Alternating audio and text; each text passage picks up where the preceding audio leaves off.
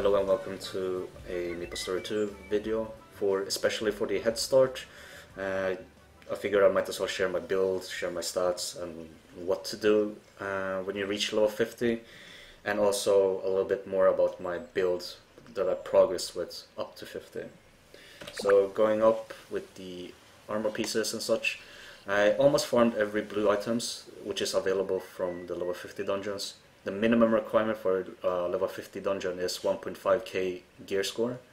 Meet that requirement, start to farm these blue items, and perhaps the purple item, which is much better, and such as the MK2 Omega earrings, for example. Gives you a little bit better gear score in general.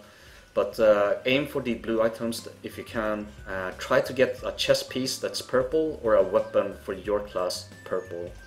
If it's not your class, you can still use it to bypass, I hope it still works, but you can bypass the gear score limit and then just switch back when you're inside the dungeon, switch back to your main weapon and be inside the dungeon and try to farm hard adventure dungeons. But for me, I've been farming 10 daily dungeons, doing the level 50 dungeons. Already capped mine today, so I'm going to be leveling a new alt soon to farm a little bit more. But main focus is to do the dungeons, Tronyx Bunker, Forgotten Vajar, Blue Shade Cave and Lingering Darkness. My recommendation is the top 3 because they're easier to do and it takes less time, and it doesn't have all 3 of them actually have a good piece of accessories or armor pieces. The one I would not recommend that much is the Forgotten Vajar because it doesn't have the chest piece. So I would either go for Tronyx or Blue Shade, depending on your preference, because both of them gives you a chest piece, which gives you a lot of gear score, and both of them gives you a weapon, which has a chance of increasing you from 1.5k, which is the minimum requirement to join, and you're gonna get up to 2k or so, or 2.1k depending, and you kind of want to upgrade your sword or your chest as high as possible, because that gives you the highest gear score.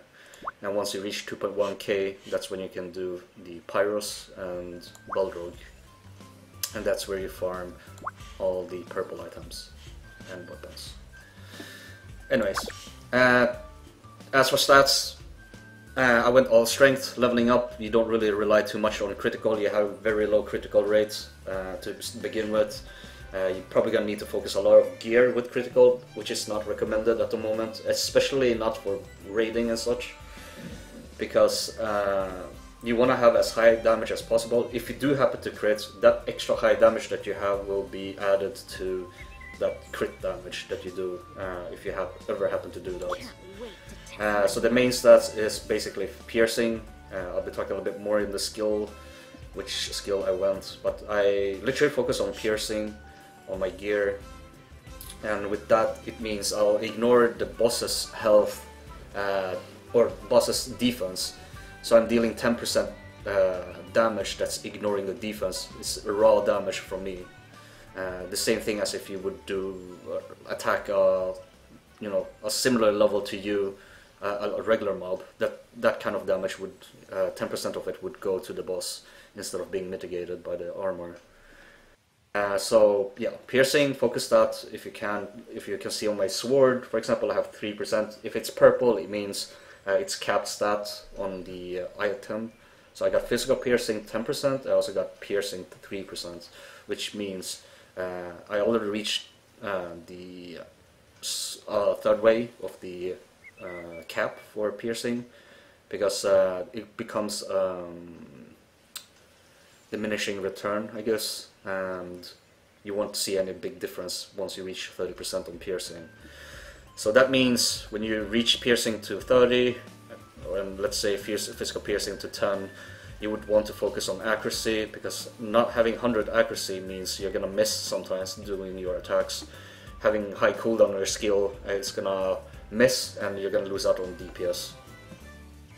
And due to this 3 important stats, I would say that you won't be able to, you know, focus on critical rates.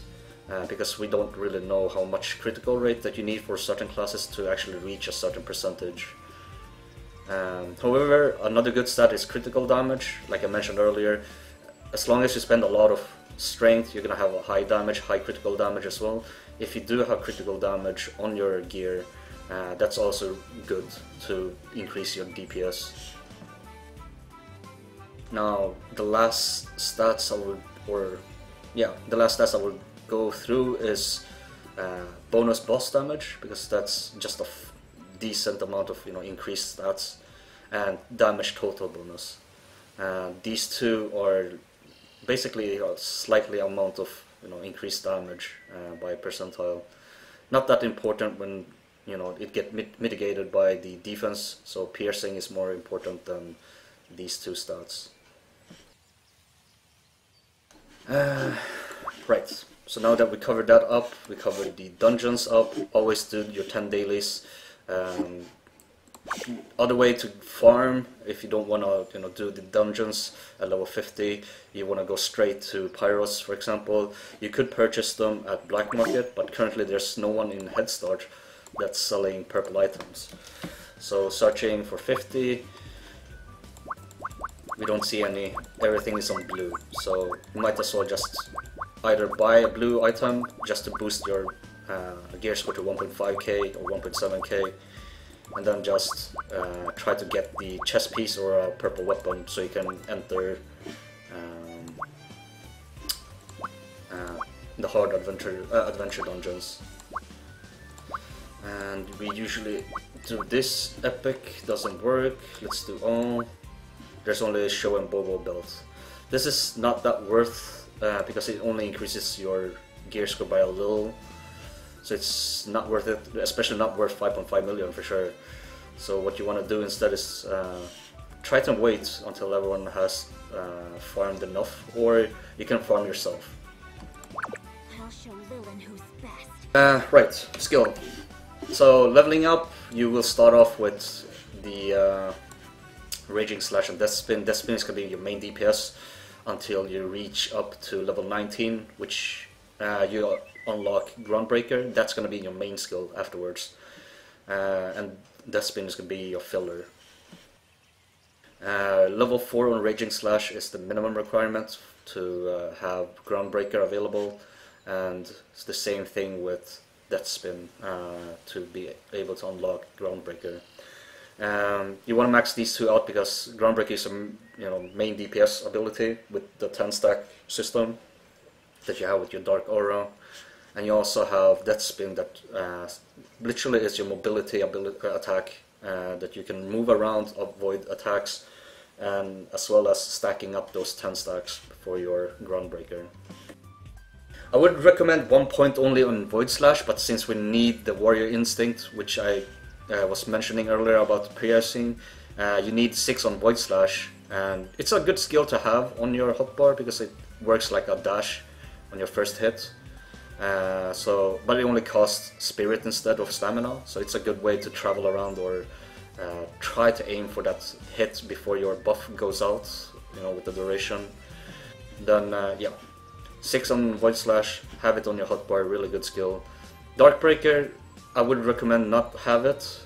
Tested it earlier, I didn't comment on someone else's video about Darkbreaker might be good, but I checked the damage and it was not worth it at all, because you could just spin around and wait until you have enough time to do some Groundbreaker while, for example, Devorak is spinning around with his laser.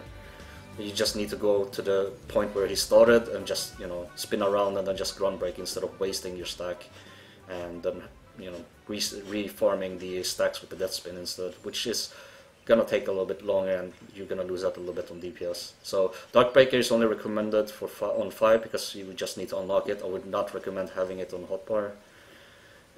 So on Warrior Instinct, you might ask, why do you put on this? It's only giving you resistance and gives you piercing. So piercing, as I mentioned, it ignores enemy defense. This gives me 5.8 at level 9. That's the highest we can go for now. 6.4 is level 52. That's going to be available when we get level 60 content on the release. So make sure to max out Warrior Instinct for that 6.4% piercing. But you also get physical resistance. So physical resistance is something that you're going to be, I guess, is all really good versus Balrog, because he's a melee type of boss that keeps swinging with his giant axe or hook or whatever. And having that physical resistance is going to help you to mitigate some damage so you can survive a little bit longer. And as for survival skill, I went full on Bloodlust, and the reason for that is I relied too much on healing myself.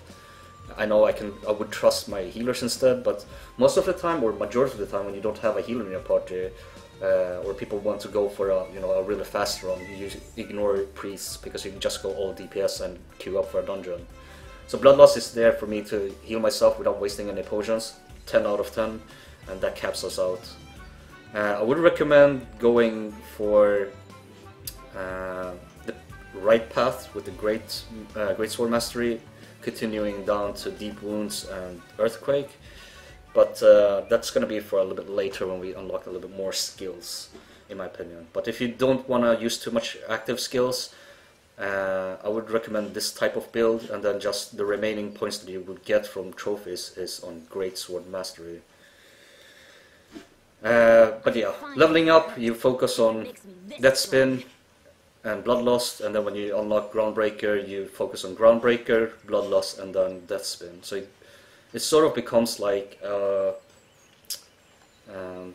leveling phase where you pick whatever that you had earlier or at low level to max it out as soon as possible, and then you pick whatever that's highest or that you got latest, which is obviously Groundbreaker. That's the latest skill that you can get at level 19, and you focus on that and then go backwards with the prioritization on skill points.